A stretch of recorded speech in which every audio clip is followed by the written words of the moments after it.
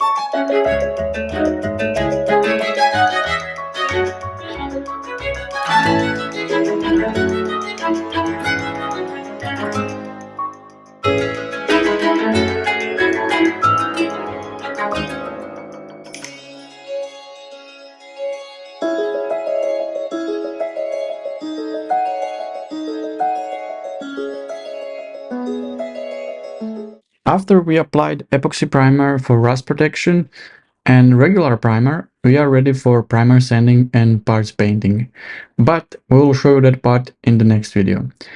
Thank you for watching and follow us to support more content like this. Until the next time.